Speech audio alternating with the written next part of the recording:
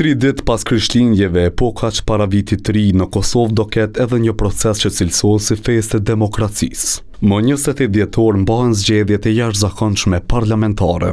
Këtë datë e vendosi presidentja Vjosa Osmani pas takimit me liderët partijak dhe pasi e shpërndau legjislaturën e 9 të kuvendit. Me njëherë vjen radha çështjes së datës së zgjedhjeve.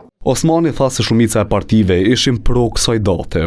E kam për detyrë që të jap afatin më të gjatë e jo afatin më të shkurt në mënyrë që të kemi mundësi të eliminojmë së paku disa nga sfidat e organizimit të shpejt të zgjedhjeve.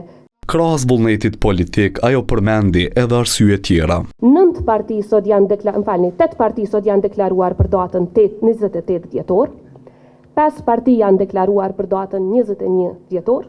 Shefja e shtetit ju përgjigj disa akuzave se është ndikuar nga lëvizja vetëvendosjes që zgjedhjet të mbahen në kohën kur ka më shumë mërgjimtar në Kosovë. Cili do president i përgjegjshëm do ta kishte zgjedhur një datë kur parashihet pjesëmarrje më e madhe, jo pjesëmarrje më e vogël. Ata që akuzojnë, pa lexuar, pa analizuar dhe pa menduar gjatë, është mirë të mendojnë që edhe pas këtyre zgjedhjeve do të vinë këtu tek unë për ta kërkuar mandatin. Kushdo që e fiton. Pikërisht nga deputetët e ardhshëm do vendoset edhe pozita e presidentit. Osmani nuk përjashtoi mundësinë që do kërkoj edhe një mandat. Nuk mjafton interesimi se ka shumë njerëz që janë të interesuar në Kosovë të bëhen president.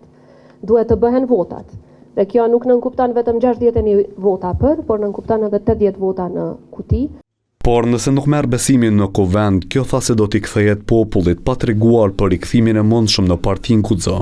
Do t'i kthejmë qytetarëve, le të jenë ata që vendosin për të ardhmen time politike. Ju lutem. E gjejmë në rrugën përpara, nuk është tash momenti që ta bëj publike. Zgjedhjet e jashtëzakonshme pritet të kushtojnë rreth 8 milion euro.